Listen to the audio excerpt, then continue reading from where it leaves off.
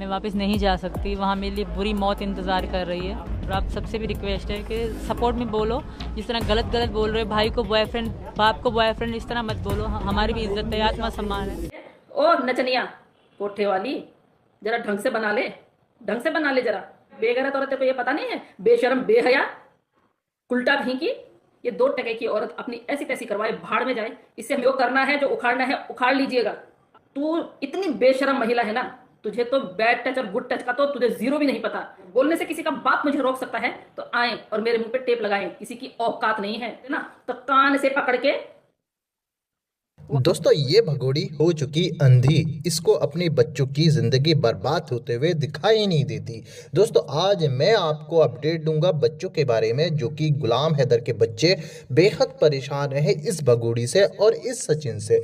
जी हाँ मेरे दोस्तों, ये अब बहुत बड़ी खबर निकल कर आ रही है कि अब सचिन इन बच्चों को बेहद परेशान करने लगा है, क्योंकि दोस्तों इस भगोड़ी ने नाक में दम कर रखा है और ये भगोड़ी अंधी हो चुकी है हिंदुस्तान में रहने के लिए। दोस्तों अभी मैं आपको जो अपडेट दूंगा उसको सुनना आपके लिए बहुत ज़रूरी है, क्योंकि दोस्तों मोमिन मलिक अब इस भगोड़ी पर एक्शन लेने वाले हैं, क्योंकि दोस्तों बच्चे परेशान हो चुके हैं इन दोनों से। दोस्तों अब ये भगोड़ी जेल जाने से नहीं बचेगी, क्योंकि गुलाम हैदर भी इंडिया आ रहा है, उसको अब वीज़ा भी मिलेगा और वो अपने बच्चों को लेकर पाकिस्तान जाएगा। दोस्तों ये भगोड़ी ने उन बच्चों की ज़िंदगी पूरी तरीके से बर्बाद कर रखी है। वो सचिन इन बच्चों को गलत गलत जगह छूता है और वो बच्चे डरे हुए हैं, परेशान हैं। दोस्तों अभी मैं आपको जो वीडियो दिखाऊंगा उसमें आप इस भगोड़ी की और सचिन की बैंड बजते हुए देखोगे और आपको इस केस के बारे में पूरी डिटेल के साथ पता चलेगा क्या हुआ है उन बच्चों के साथ। दोस्तों मगर ये वीडियो दिखाने से पहले मेरी आपसे गुजारिश है, आज का मेरा ये वीडियो पूरा एंड तक जरूर देखें। हम अदालत है ना, हम कानून है ना, हम कुछ हैं।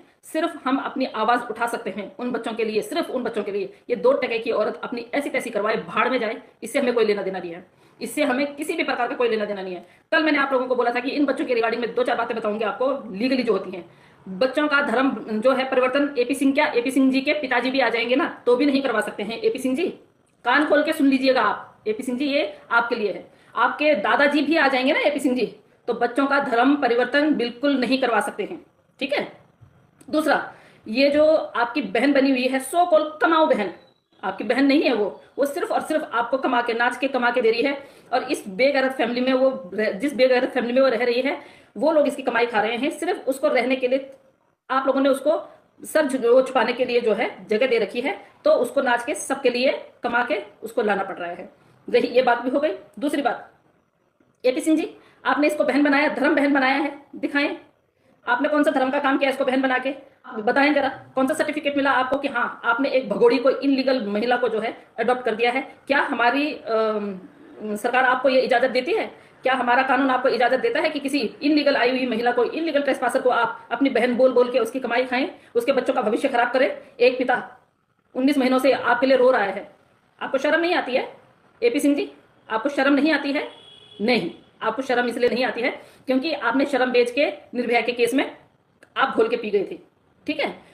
कहते ना रम मिलाए जोड़ी एक अंधा एक कोड़ी, एक तो 2 टके की नचनिया, ऊपर से आप इतने, आहा क्या बोले, आप तो देश के इतने वफादार है ना, मतलब गद्दारी भी शर्मा जाए आपके सामने, आप वो हैं। आपने जो है पाकिस्तान के लोगों से भी, पाकिस्तान से भी, और हिंदुस्तान के लोगों से और हिंदुस्तान से भी जो बेवफाई की है ना, जो गद्दारी की है, अल्लाह भगवान ईश्वर कभी माफ नहीं करेगा आपको।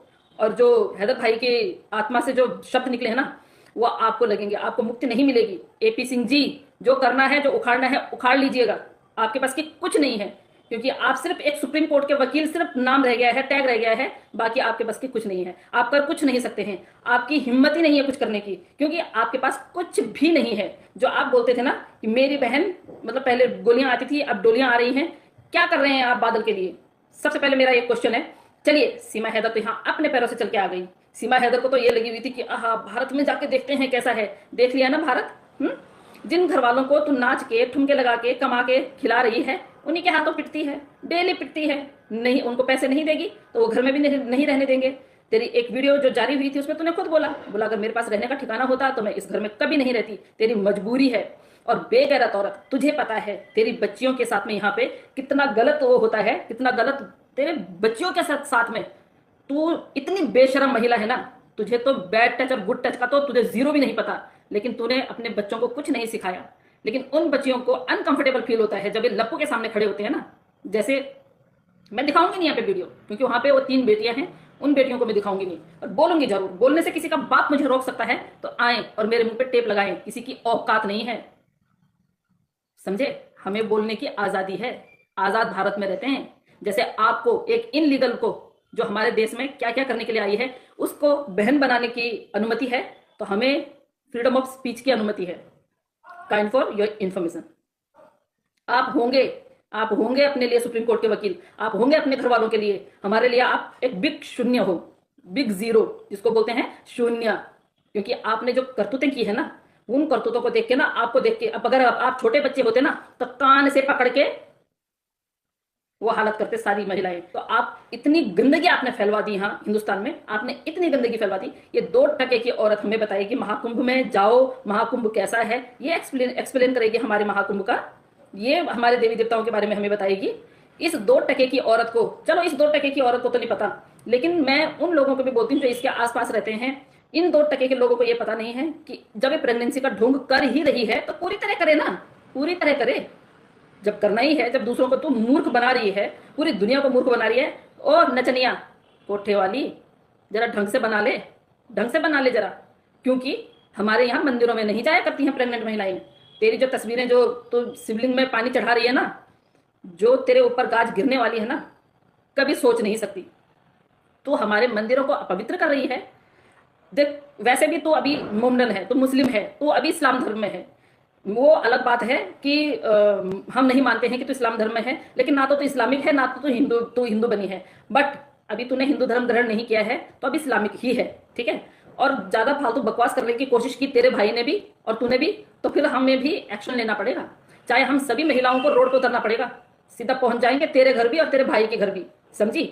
हमारे यहाँ जब प्रेगनेंसी होती है तो जो झूठी प्रेगनेंसी तो दिखा रही है ना, तो उस प्रेगनेंसी के लिए उन बेगैरतों को जो तेरा कमाई खा रहे हैं उनको ये पता नहीं है कि मंदिरों में नहीं जाती हैं जब प्रेग्नेंट होती हैं औरतें। तेरे को 8वां महीना लग गया, बेगैरत औरत, तेरे को ये पता नहीं है, बेशर्म बेहया उल्टा भी की, तेरी जैसी बेगैरत औरत तू प्रेग्नेंट। तू सपने देख कि तू प्रेगनेंसी का सपना वो कर रही है। क्यों तू अपनी जात पे, अपनी उस पे गाज गिरवा रही है। तू हैदर भाई के 4 बच्चों की तूने हालत खराब कर दी है। तूने हैदर भाई के 4 बच्चों को, उन कम से कम उन 3 बेटियों की तो कम से कम वो कर।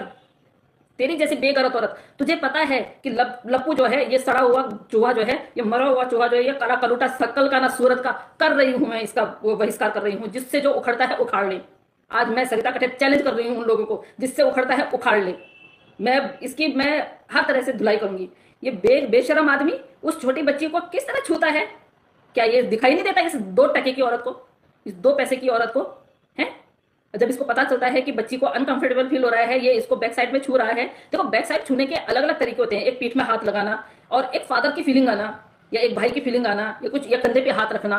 बट ये तो उसके, कैसे बोलूं यार, बच्ची हुआ हमारी 19 महीनों से अगर हम उन बच्चों के लिए लड़ रहे हैं, वो बच्चे हमारे भी हैं, वो पूरी दुनिया के बच्चे हैं भाई। जितने लोग उन बच्चों को वो कर रहे हैं, सपोर्ट कर रहे हैं, वो पूरी दुनिया के बच्चे हैं। तो तेरी जैसी माँ को तो मैं जूते तेरे ही पेशाब में भिगो भिगो के तेरे मुंह पे मारने चाहिए, बेगैरत औरत। तू इतनी गंदी, इतनी घटिया और इतनी बेशर्म बेगैरत औरत है। तू अपनी बच्चियों को भी दांव पे लगा दिया तूने, सिर्फ अपने शारीरिक सुख के लिए, है ना। तेरी जैसी कुल्टा माँ, तेरी जैसी कुल्टा औरत दुनिया में जन्म नहीं लेनी चाहिए। तो वो कुल्टा औरत है, मतलब क्या ही बताएं यार। कानून से बंधे हुए हैं, अपने कानून से बंधे हुए हैं।